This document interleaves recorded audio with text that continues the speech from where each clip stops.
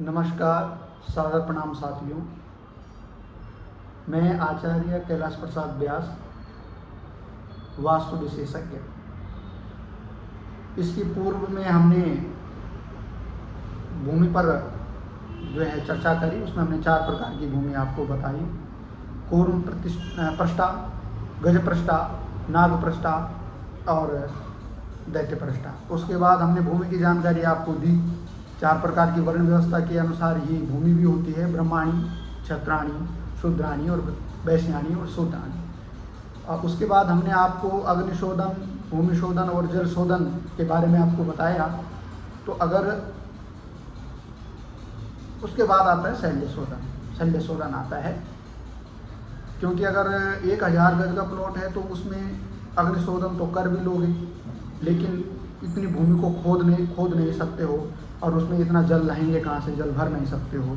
तो उसके लिए जो है शल्य शोधन का विचार वास्तुशास्त्र में बताया गया है। शल्य शोधन किस प्रकार से किया जाता है? जैसे 1000 गज का माना बात आपकी भूमि है, प्लॉट है, उसमें 9 भागों में बांट देंगे। अब 9 भागों में बांटने पर उस पर जो है स्वर व्यंजनों को दर्शाए जाएंगे। आकार से लेकर ककार, जो भी स्वर व्यंजन होंगे उनको जो है पूर्व दिशा से आते हुए, अग्नेय कोण से होते हुए, बाहरी बाहर जाते हुए ईशान कोण तक उनको दर्शाएंगे। ठीक है। बाद में हकार बचेगा तो हकार जो है आपको ब्रह्म स्थान में दर्शा देना है। एक कागज में आप चार्ट बना सकते हैं, या जो भी वास्तुशास्त्र का जानकार होगा वही आपको बता देगा। उसके बाद जो है वर्ण व्यवस्था के अनुसार जो है शल्य शोधन करना चाहिए। 4 प्रकार के वर्ण हैं। अब ब्राह्मण वर्ण का व्यक्ति है, वो अपनी भूमि का शल्य शोधन करता है तो उस व्यक्ति से जो है पुष्प का नाम पूछना चाहिए। मानवाद वो जो है कमल पुष्प का नाम लेता है। तो अग्नि कोण में का हमने दर्शाया है, तो अग्नि कोण में हम जो है 2 हाथ गहरा गड्ढा खोदेंगे। 1.5 फुट का एक हाथ होता है, तो 3 फुट आप मान के चलो। तो उस जगह पर जो है खैचर प्रवृत्ति के पशुओं की हड्डी मिलने की संभावना होती है। जैसे गधा हो गया, खच्चर हो गया, घोड़ा हो गया, है ना। इनकी अगर वहाँ पर जो है हड्डी निकलती है, संभावना होती है निकलने की, तो वह व्यक्ति जो उस भूमि पर निवास करेगा राजदंड से पीड़ित होता है। राजदंड से कैसे पीड़ित होते हैं कि राज्य सरकार से या केंद्र सरकार से जो दंड दिए जाते हैं, कोर्ट कचहरी, इस प्रकार के दंडों से वो पीड़ित होता है। तो इसलिए जो है इस भूमि को शोधन करना, उस मिट्टी को निकाल के उस हड्डी को अन्यत्र कहीं फेंक के अशुद्ध मिट्टी उसमें डाली जाती है, तो तब वो भूमि शुद्ध हो जाती है। अगर किसी प्रकार का ऐसी कुछ चीज़ें नहीं निकलती तो वो मिट्टी दोबारा वहीं डाल दो, आपका शल्य शोधन हो गया। उसके बाद आगे बढ़ते हैं। क्षत्रिय वर्ण का व्यक्ति अगर आपसे पूछता है शल्य शोधन के लिए, तो उससे जो है नदी का नाम पूछेंगे। अब नदी के नाम मानवाद वो कहता है कि जी भागीरथी ही कह लो, कहता है गंगा का नाम ही भागीरथी है। तो भागीरथी हम वायव्य कोण में चले जाएंगे। तो वायव्य कोण में जो है 4 हाथ का गड्ढा करना है, यानी कि 6 फुट का गड्ढा खोदना है। वहाँ से जो है राख निकलने की संभावना होती है, हड्डी निकलने की संभावना होती है और भूसा निकलने की संभावना होती है। तो ये इस दोष से जो है व्यक्ति कैसे पीड़ित होता है? धन का नाश होता है, दुस्वप्न होते हैं, गंदे स्वप्न उस व्यक्ति के होते हैं जो उस भूमि पर रहता है।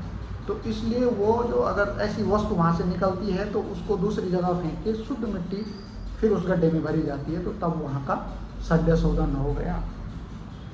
अगर किसी प्रकार की ऐसी वस्तु नहीं निकलती है तो वो मिट्टी द्वारा वहाँ पर दो, वह भूमि जो है पवित्र मानी जाती है।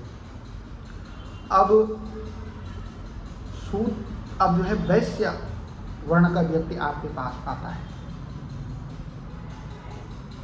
तो उस व्यक्ति से जो है देवता का नाम पूछो। अगर वो कहता है कि हनुमान, तो हम ब्रह्म स्थान पे चले जाएंगे, ब्रह्म स्थान की खुदाई करेंगे।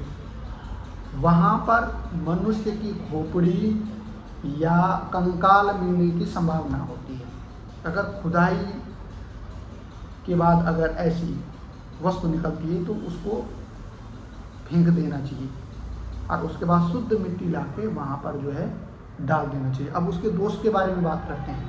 अगर इस तरह की वस्तु निकलती है और अगर हमने भूमि शल्य शोधन नहीं किया तो किस प्रकार के दोष होते हैं, उसको महादोष कहा जाता है। अनेक प्रकारों से पीड़ित होता है वो व्यक्ति, स्वास्थ्य खराब होता है, धन का नाश होता है, प्रतिष्ठा का नाश होता है, यश का नाश होता है, और उस ग्रह में अगर कोई प्राणी, जो भी प्राणी रह रहे हैं उनको भी दिक्कतें होती हैं।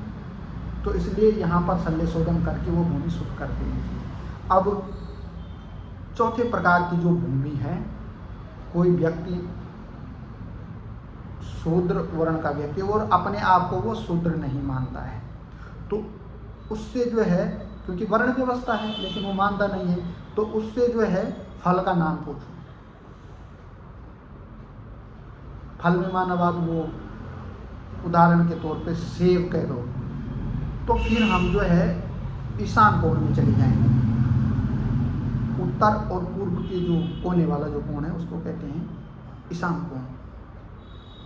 वहाँ हमें जो है खुदाई करनी चाहिए। वहाँ जो है गाय की हड्डी मिलने की संभावना होती है या गाय का कंकाल मिलने की संभावना होती है।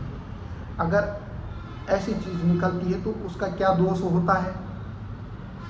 उसका यह दोष होता है कि उस घर में जो पशु रहेंगे, पहले तो गाय भैंस होती थी, आज के समय में कुत्ता बिल्ली लोग पाल रहे हैं, तो पशुधन का नाश होता है ऐसी भूमि पर।